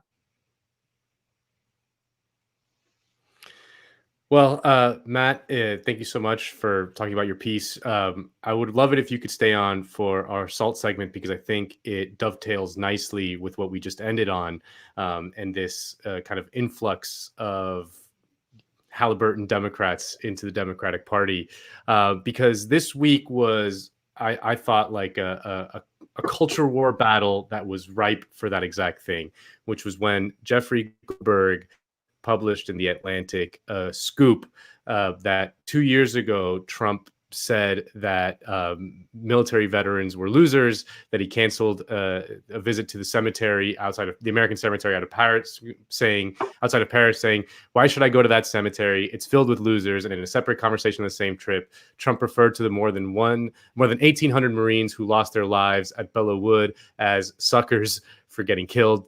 Apparently, Belleau Wood is a consequential battle in American history, and the ground on which it was fought is venerated by the Marine Corps. America and its allies stopped the German advance towards Paris there in the spring of 1918. But Trump, on that same trip, asked aides who were the good guys in this war. He also said that he didn't understand why the United States would intervene on the side of the allies. And this created kind of an explosion of discourse that I think was just very indicative of the current politics. But first, I want to get your take, because you're a certified historian, professional historian. Why should the United States have intervened in World War I? Who were the good guys in that war? Because I think there's a lot of confusion. I quote Trump at the beginning of the semester every year in my Civil War class. He asked the right historical questions. If you think about it, why was there Civil War? The Civil War, why? That's a really important question for us to profound. And now he's asking World War I, were we the baddies? This is a question that every student of 20th century history has to reckon with. Yeah, I mean, look, this is, whatever, the moral evaluation of the different causes, the Allies and the Central Powers in the war. People have different opinions. It's a lot of historical debate about, the democratic. You could make arguments for the democratic character of the Allies that Woodrow Wilson certainly made against the Central Powers. But a lot of, I think they're pretty thin. The American Socialist Party at the time, very bravely and perhaps ruinously took a stand against U.S. intervention and was kind of harassed and I mean, I think Jacobin has done YouTube series about this actually, but it was harassed and repressed into virtual non-existence, or at least massively reduced in its place because of its brave stand against the war. This was an absolute imperialist bloodbath. And everyone, if you read, for instance, Christopher Clark's great book, The Sleepwalkers, on the origins of the war, which bounces from Vienna to Berlin to Paris to Moscow to London. Every single one of these, general staffs and political leaderships of these empires were absolute ghouls who were totally willing to countenance mass slaughter, at least the possibility of mass slaughter, even if they all expected a short war, blah, blah, blah. They saw European international statecraft as the opportunity to sort of, play chess and crush the enemy with, mass, the life and death of millions being, hardly any kind of consideration. And that goes for the French and the British, leaders and military political leaderships as much as the Central Powers. So, I mean, from my perspective, no, I don't want to say Trump's right, because he's not capable of being right or wrong. He's just this kind of oozing wound, this like pus-filled wound of just like, of ego. And so he doesn't understand, like, he never wants to be in a position of the loser. So I don't really actually want to validate it, but yeah, no, that's not a thing. That's exactly I think you're dead on, Nando. That's exactly the kind of thing that you're going to get, flag waving nerds who are like, who are really keen on defending intervention in the First World War, which is not the hill that anyone should be dying on. Sorry for the metaphor. Yeah, Marine. I remember when. I apologize to the Marines. I remember. Yeah, I remember when I watched Wonder Woman when it came out. I was really bothered because it was about World War I, and they made the Germans look. They made them basically Nazis, and I was like, that wasn't like that. It wasn't exactly like that. But I want to bring in this Pete Buttigieg clip in response to this controversy, because I think, again, if your friend, the Halliburton Democrat who emailed you, is watching the show, this is probably why he likes Pete Buttigieg. If you're a Republican and you've always voted Republican, and it's hard for you to join the many Republicans who are walking away from this president, think about this. Years later, we're going to look back on this moment and see that you could either be a John McCain Republican or a Donald Trump Republican, but you got to choose. Think about which you'd rather be. Says it all. It says it all. I want to be on the side of. I want to be on the right side of history, the Pete Buttigieg side of history.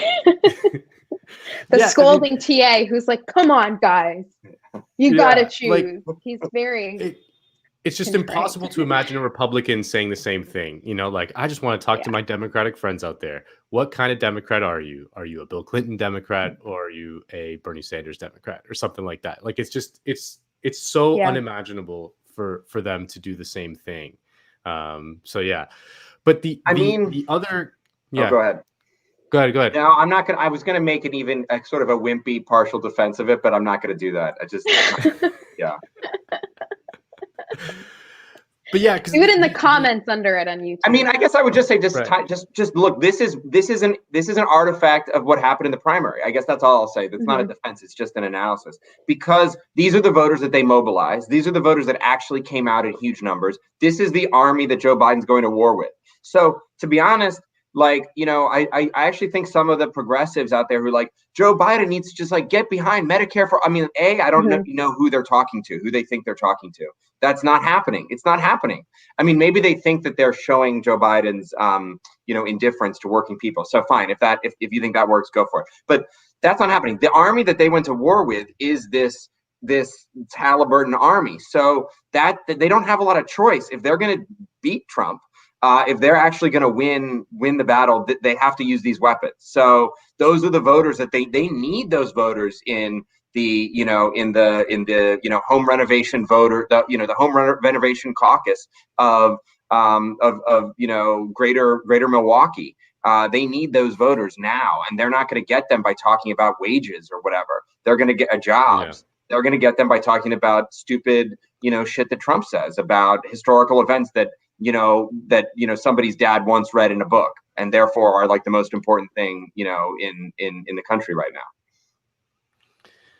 Yeah, and then the other kind of mind-numbing vector of the discourse that this whole thing unleashed was the culture war that has existed around fake news versus quote unquote real journalism, and the sort of like, liberal outlets like the Atlantic and the New York Times, which have become kind of at the forefront of the resistance. And it's telling that it came from Jeffrey Goldberg relying on solely anonymous sources for this kind of just really gossipy story. Like it's not really like a scoop that actually matters in any meaningful way, but because usually you rely on anonymous sources when there's like someone's actually like their life is in danger or they have some actual meaningful threat of repercussion. But this is just kind of gossip. And Jeffrey Goldberg, of all people, is the guy who in 2002 published a story in the New Yorker linking Saddam Hussein to Al-Qaeda, which was absolutely key in the run-up to the Iraq War. This case that Saddam Hussein somehow, in some way, was involved in 9/11. So this is just this annoying kind of culture war between fake news on the one hand and like screams of fake news on both sides versus quote unquote real journalism. I don't know. I wanted to get you guys' thoughts on that. Yeah, Ariel, did you have a take, or I can jump in? You go. Okay. Yeah. I mean, I think it's the same. It's so, I mean, to be honest, look, I outed myself on Twitter the other day about this. Like, I think this needs to end. And this is why I said I'm no longer grill pilled. I actually want Biden to win this election. I don't actually think that should be a controversial position on the left. Not because not at all, because I think the Biden administration is capable of delivering literally one damn thing on any of the issues that we care about, but because as long as Trump is the guy, as long as the news cycle is dominated, and not just the news cycle, the entire Democratic edifice, including a lot of progressives, that is not necessarily progressive media people, but people like my mother and my uncle who are, Medicare for all Democrats, but their heads are on a whiplash with every one of these stories. Now he went after the troops. There are a lot of just ordinary people who should be part of our caucus, who should be thinking about, blood and guts issues, and, who are instead thinking about nonsense. And as long as, and if you think that, I guess I'm totally commandeering this to do this is the ultimate sheepdog. But if you think, that Trump being Trump, that these kinds of issues, they're not going to go away after Trump loses, if Trump loses. No. But if you think that they will occupy the same amount of space under a Trump administration versus under a Biden administration, where we can be sitting there arguing about austerity and we can have a forthright conversation about how exactly much the government owes workers and how much it doesn't, how much it owes the bankers, that's going to be the arguments under Biden, because we're in an economic crisis that somehow we forget about because this nonsense over Trump dominates middle-class discourse. So if you think that context is if you'd rather talk about economics and talk about class and talk about inequality, then you have to get this guy out of here, because the more he's in here, the more he can dominate the news cycle, and not just him, his opponents. It's I don't know, Nando, if you're a wrestling guy, maybe you are. I am. Michael was, right? Like if you like they need each other, right? They this better than me. Then the Jeffrey Goldberg and Trump need each other, like like NWO and the WCW, needed each other. Look at CNN's profits in the wake of Trump. Yeah. But what I think is interesting now is that, you do see this kind of frenzied obsession over, people's feelings about these offensive things. And I think that points to something that is like very true about human beings and this kind of expectation of democracy and ideology, which is that, a person's feelings create choices and those choices create political realities. We don't have that. We don't have a world where your feelings can impact it at all. That's the world socialists want. We want a world where we can have those conversations and we can say, like, if you feel really strongly that like putting kids in cages isn't just politically wrong, it's morally wrong. We want a world where like that feeling, the center of that, the kind of like spiritual and emotional center of people's political ideology can be expressed and can actually change things. And both sides are really, really good at like bracketing that and reorienting it to specific issues that do make people feel a lot. And like, you can't discount the value of that, of people's passion and people's emotional responses. But it just doesn't go anywhere. So you have these like meaningless scandals over and over and over again. And they do the same thing to the left, where they're like, someone was mean on Twitter, someone said this cruel thing on whatever. It's about redirecting the emotional impulse that can undergird some of these political developments and being like, no, look over there. But I also think like it's a mistake to totally write it off, because we want to tell people like, you are absolutely right to have strong feelings about what happens to you. That is what democracy is based on. That's the democratic impulse, that we all discuss it together and we come to a consensus. We do not have that world.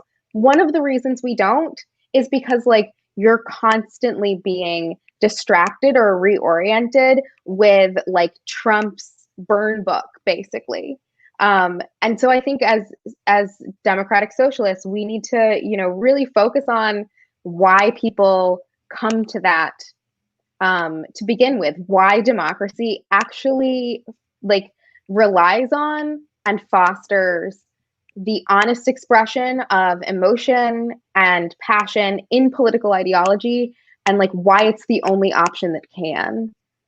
Sorry, I got very meta, but no, that was profound. That was really important. Okay. We can't run away from narrative and emotion, absolutely. And you're right. And it's the problem is that it's being preyed on for this essentially what is trivia. And people aren't, connecting that emotion to material circumstance. I mean, anyway, we could break it down further, but I almost think we should wrap this discussion up with that comment though. 'Cause that was really good. Yeah, absolutely. Matt, thank you so much for joining us, fellow Bernard brother, one of our best fighters that we put on the front line every single time. Really appreciate you coming on, and we're definitely going to have you back next time you write a massive piece in Jacobin that everyone's going to share. Thanks, Nanda. Thanks, Ariella. It was great talking with you guys. This was fun. Thank you, Matt.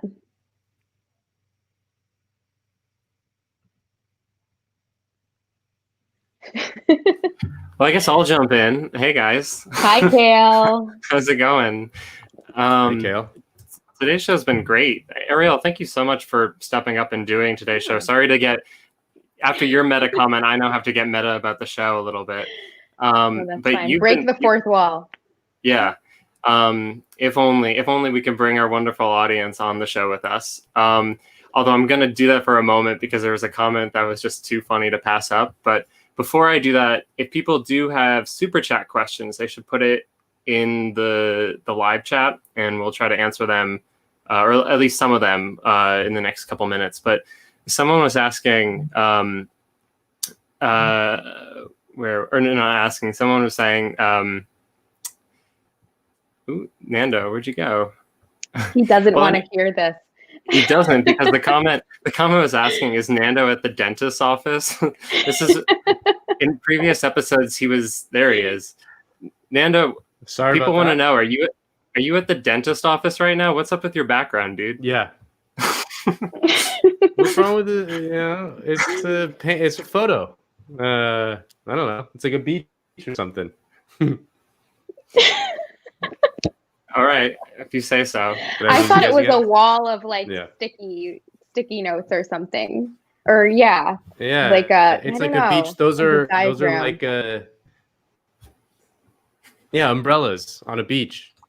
My house, or my background, let me see if I can do this right. It's full of like sex books from the sex ed book. So I turned it away because I was like, I don't know if people want to see boys and sex. All of my sources back there, intercourse. Just They're good, the different categories of porn on different shelves. Yeah, exactly. No, the internet's for porn. Right. Yeah, the same idiot box that you're watching. It was invented Jacobin's for. Weekends on. They can do Jacobin, it all. You get Jacobin and porn from the internet, and yep. I don't know what else people use it for, but hot takes. And hot takes. Ugh, and that's Twitter. The worst. Yeah. They should really limit it to just Jacobin and porn.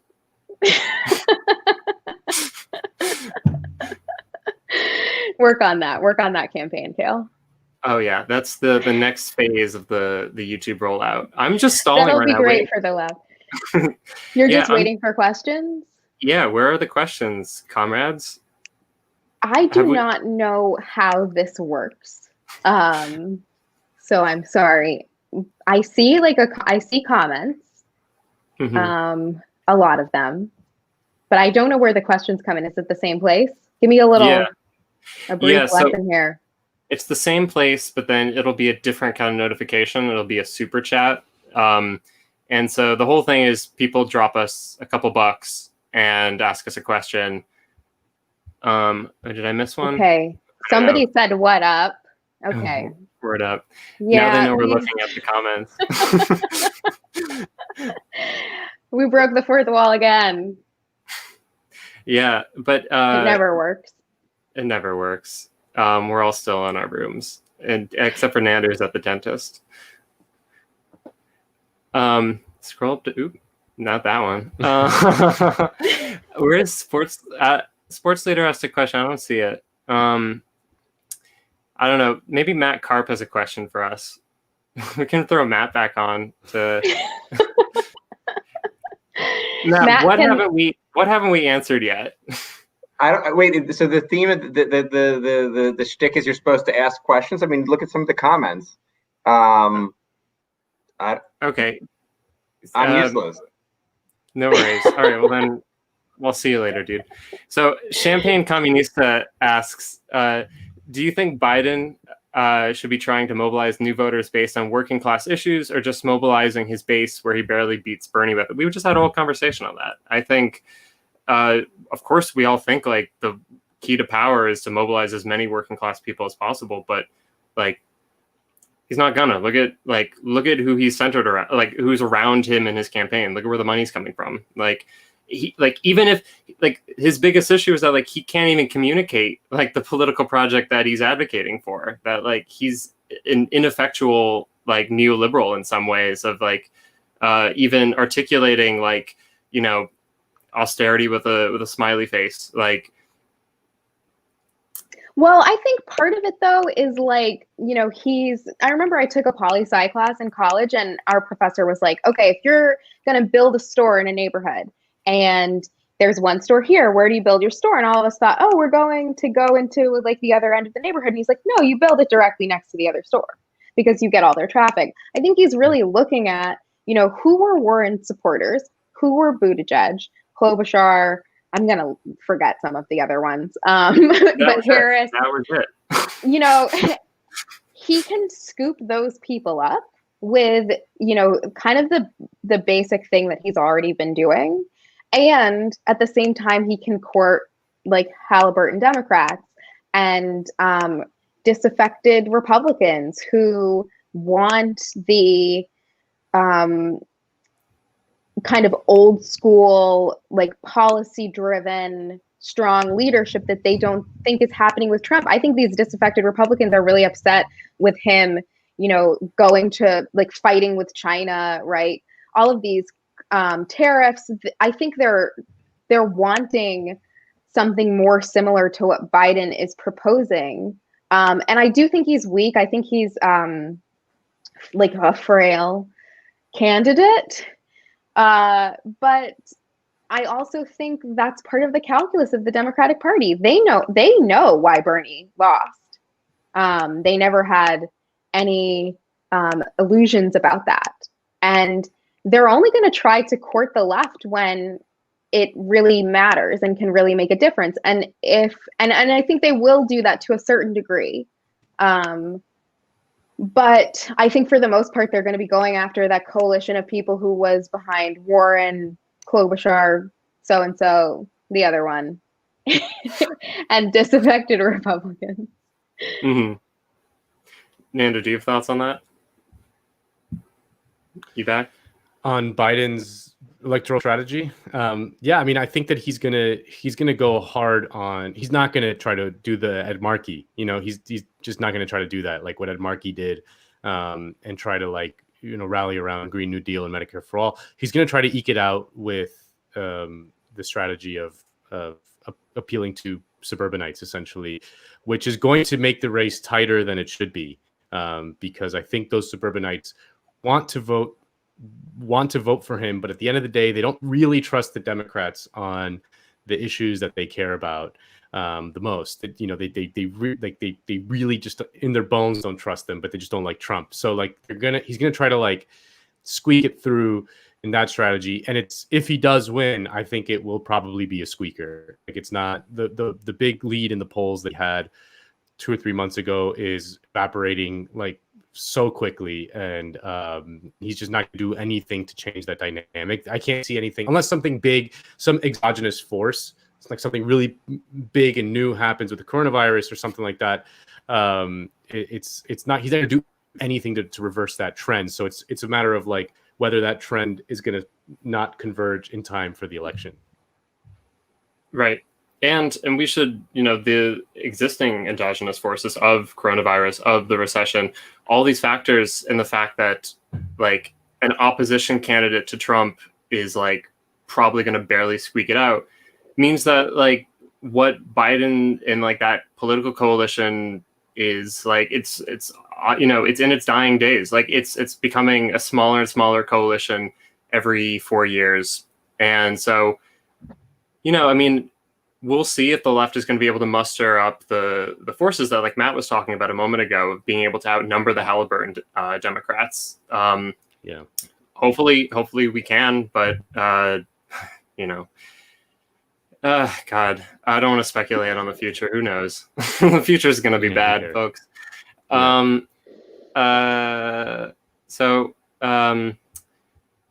Someone had asked, Nando, where are your books? They're just still really concerned about your background. Yeah, I don't do performative intellectualism like that. I'm convinced half these people on Zoom, Matt. Yeah, exactly. One of the worst for that. Yeah, all these people, what they do is they go online and they buy those books in bulk. They don't even know what the hell is in them. Some of them do it color coordinated and stuff as just a way to, they're not real books. They're Sky Mall. They're empty. They hold remotes. Each one has a remote in it. Exactly. So unfortunate. Exactly. No, I don't do that. I'm under to the audience. I don't do performative stuff at all. So yeah. So Lee Levin, who I know who this is, was asking. I guess it's a question through her from her husband Mike, who asks just what our take is on Jane McAlevy's assertion recently in The Nation that what she's coming at it from is that Biden not talking about jobs could very well cost him the election. I mean, I think that's just a given. That like that's like. Yeah. You know, like what I've said about the 2016 election is like, or it's not just me, but other people have said this as well, is like, of the two candidates, which one talked about jobs? Which one talked about like plant closures? Which one went to Wisconsin?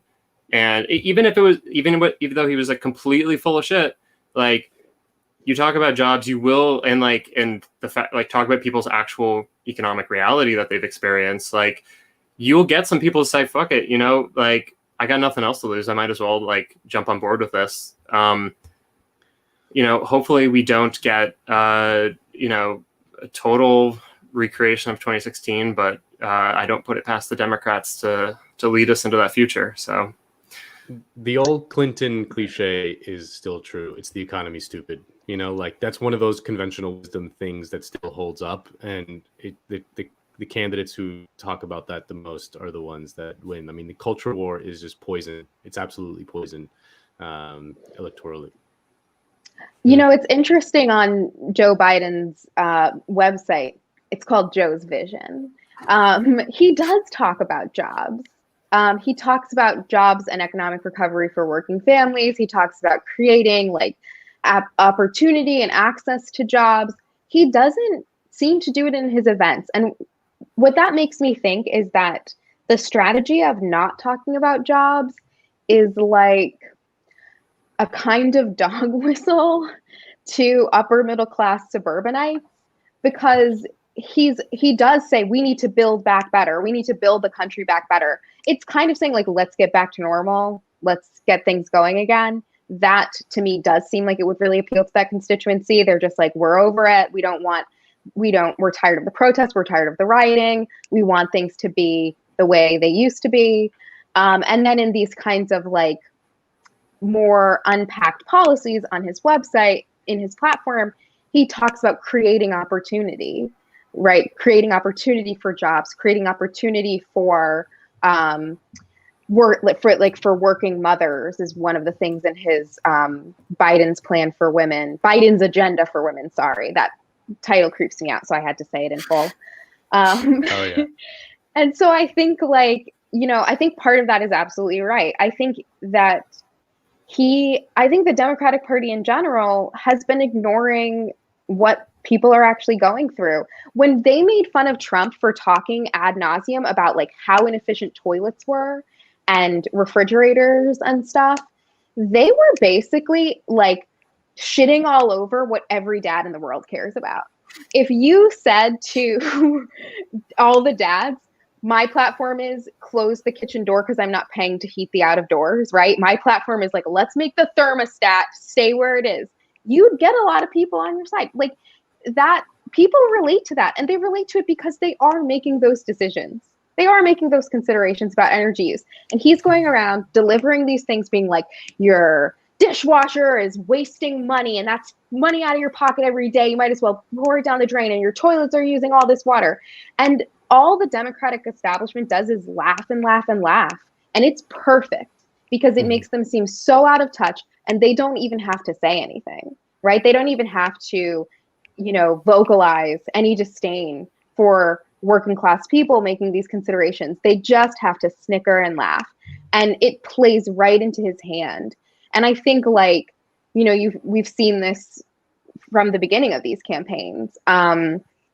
I do think that it's a miscalculation, but I also think that they're going to be, you know, focusing on those things, those votes that they think are more likely, to be honest, and pushing for turnout from demographics that they feel, you know, vote more and have more robust voting records. Mm-hmm. Yeah. Nando's just going in and out of the Twilight Zone today. In and out. In and out. In and out. That's me, baby. No, I think that's so right, Ariella. And I would just add, and this is like, a little self-criticism for the left as well on the topic of jobs. And Jay McAlevey makes this point all the time whenever, at least in the last couple of years, like it's kind of been something she's been drilling down, especially in the context, for instance, of the Green New Deal, that like the left can't just say, oh, we're going to have good jobs. Like we're going to do this. We're going to transform society. It's going to be an incredibly different, new, better place where all your needs are met. And there's going to be good jobs for you. Like that. The jobs can't be the leftovers, like the transformation of people's actual days, like the actual, like how they spend the majority of their waking lives, like in a job, that has to be front and center if you're going to get a big popular support for these projects. Like, and the conservatives, they don't have to articulate, what better jobs will look like, because their entire project is it's conservative. It's like it's pulling people. It's like maintaining the status quo where it is. Like as progressives, it's incumbent on us to actually convince people that we're going to take you somewhere better, and not just. And I should add, because like I don't want it to sound a little too like vanguardy, because like it's not that we're taking people, like it's like solidarity is about building the relationships where we all together are taking people, like taking the entire working class as the working class forward. So like if you're not incorporating working class issues, especially in the workplace, especially where people spend most of their waking lives, into consideration in these like big platforms and projects, it's not going to get off the ground. Yeah. Oh, absolutely. There's one more question. Ariella caught it. Thank you for finding this one from the sports leader. And they ask, what steps are actively being taken by the left and its institutions to signal boost and support rural and working class Black voices? I'll let one of you jump in first. Not enough. Well, none? I don't know. Very little. I don't know. I think right now we're at a really interesting place with race in America, and I think that one of the focuses. So there's a criticism about people pushing for representation, and I think that you can imagine my points about that would dovetail with my bigger points about emotion and passion and political ideology. And so I do think that focusing on representation is important, and it shouldn't be, written off or brushed aside. I think what I've seen, I live in the Hudson Valley. After the protests, there have been a lot of people. There's already a cop watch here, but they've been working with the Black Lives Matter groups in my area have been working with the DSA here and minority farmers. And so they have been trying to kind of, boost that. But I think part of the problem here is that, particularly with rural communities, the infrastructure to get people's voices out there just isn't there. It's not around. You see, unfortunately, I personally feel this way, like the left is really centered in New York or big metropolitan areas. And that's because there's already the infrastructure to have like a communications project or make a magazine or, publish a book. And so I think it'll take a while to make inroads with people. I think it's absolutely necessary.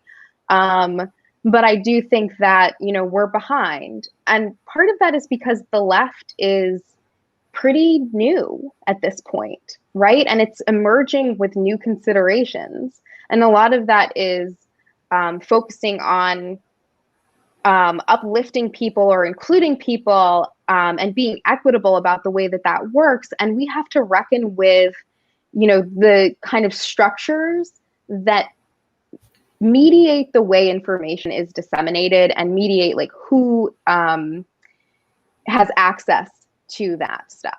And so we really need to do the work of like making those links, I think. I also think that, in terms of working class Black voices, not rural Black voices, I think there's a lot of a lot of that like emerging. I think it already has. The legacy of Black radicalism in America is deeply intertwined with the legacy of socialism and communism in America. You know, you see slave revolts that started as communists trying to unionize workers and being lynched for it. And that was Black descendants of slaves, or, you know, Black slaves in some instances. And so you see this from slavery to Reconstruction to Jim Crow, that the left and, you know, the demands of Black radicals have been the same, right? Like you see it with the Black Panthers, universal programs for every child. That's why every child has breakfast in America. And I think part of what gets obscured now is like people are rightfully wondering if they have shut people out of this process. And as the left emerges, they're thinking like we have to be inclusive and we have to represent the country that we live in. And so they're looking to its history and they're trying to say like, how can we see Black or Latin voices in this, right? And how have they been upheld? But it does obscure this long history of Black socialism and Black communism that's just already existed, that hasn't necessarily like been brought into this moment. And it absolutely informs it. It is like the legacy on which it's based. But, you know, we have some catching up to do with just telling the story the right way too, I think. Mm-hmm. Yeah. And like 5 years ago, 5 or 6 years ago, I hosted the Fight for 15's national kind of like conference. They had like this big kind of annual meeting, and it was in St. Louis, and there's 1,000 people there, and then they had kind of people Skyping in from all over the country, and I was like struck by just the leaderships of that movement that I was asked to be a part of just for that one event. You know, like was very, you know, felt like was multiracial, working class, like it's like what you want, right?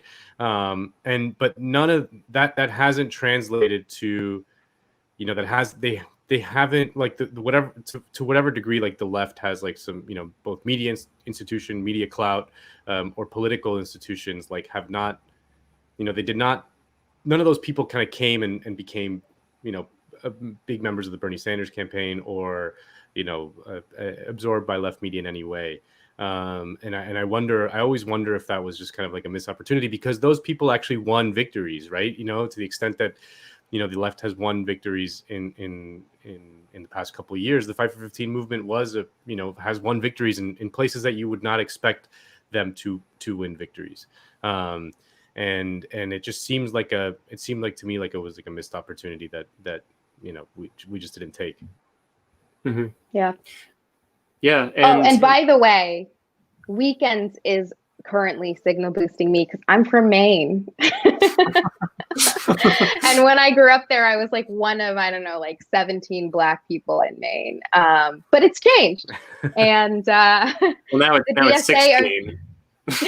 No, there's way more. There's a lot of Somalian people who moved there, and they have like formed these really heartwarming French language groups with French Canadian, or like, you know, French Canadian speaking Mainers. And in Maine, actually, when they moved, the Klan came from like somewhere in the South to protest it, and Mainers counter protested, but not specifically like in an anti-racist way, more in a like, you can't come to my state and tell me what to do way, because that's the way Mainers are. It's like very like more libertarian. But yeah, it's changed a lot there. My mom said that her DSA chapter is diverse. I mean, my sister's in it too, so that's one more Black person. But yeah, I think a lot of that is changing. I think that the way that the left becomes visible to people is still stilted. I don't think that it reflects like the actual true diversity there. And I don't think that the history that we tell ourselves about it does either. And so hopefully like whoever you are, you know, write it. Right. For Jacobin. For Jacobin. And just also like the building up of both of what you've just said, I like so much of this is dependent, so much of like political activity on the left is dependent on real actual relationships that people have. And so when the left has spent decades in academia where you know, it's far, you know, it's going to be far more middle class, far more white, and you know, Stop and making fun of Matt. we are making fun of Matt. Princeton nerd shit. Some nerd shit. But also like white middle class, and also importantly like upwardly mobile, that like people that are like looking for career trajectories. Like, you know, some of them are, you know, disproportionately, like it's not going to be like left politics, but some of them are going to go left, and like the demographics it all hits is what DSA looks like, or any of these other organizations, like maybe not all of them, but a lot of kind of these progressive left groups. And so that's not an indictment on the people who spend their time doing left politics. Like, great, like you should be, like, that's an incredible way to spend your time outside of work, is like trying to organize around something that like is going to hopefully lead us to a future where, you know, people's needs are met. But at the same time, like, you know, as long as the left has remained on the campus, and it's not the case as much anymore, but like to the extent that it has, like you just don't have relationships with normal working class people, like of all different skin colors. And so I think we're going to see the left will become more diverse, and I think it's through a lot of the ways that we've talked about. You know, I think Matt's right that like electorally, like we should look to like what Cori Bush has done in St. Louis. But yeah, I mean, I think it really just comes down to you actually have to talk to people and figure out like what they want and need and what they care about, and build relationships around means where you can kind of work with them in a political capacity. I mean, you should just, you know, meet people and become friends with them. But like, you know, on a political level, you know, find the ways in which you can, you know, you forge solidarity and, you know, even like class consciousness through actual political struggle. So like, it's, you know, we're a small part of the American population on the left, but I think the more that we actually, you know, do our part to you know, fight for these issues that matter to people and engage with them, not just, you know, cry out into the wind, like, you know, like we've been saying, we can say Medicare for all we want, but like if we're not going door to door talking to people, like it's going to be difficult to pull people to our side on this. Yeah. Well, we're almost at 2 hours, so maybe I'll duck out and I'll let you guys close the show. But you've both been fantastic tonight, even though Nando's in a dentist office with shaky Wi-Fi.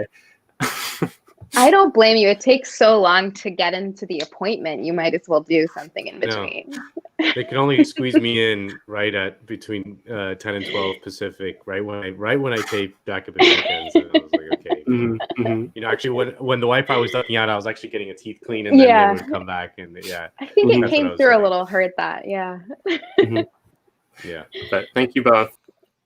Well, thank you. Well, Thanks, Ariella, Kale. thank you so much for joining us. Thank you so much for subbing in for Anna. You were a worthy sub. You did great. Oh, The thank fans you. loved you. Your commentary was fascinating. Thanks, I genuinely fan. had no idea about that. So now I learned something. I really loved being on the show. Thank you for having me. And I look forward to watching you and Anna next week. Yeah, we will. And I can't wait to read your book. So thank you so much. I need some tips. I need some tips for my life. You know what I mean? We all do. We all do. All right. Guys, Thank you, thank you so Nando. much. Thanks for All right, watching, take it everyone. easy, everyone. Bye-bye.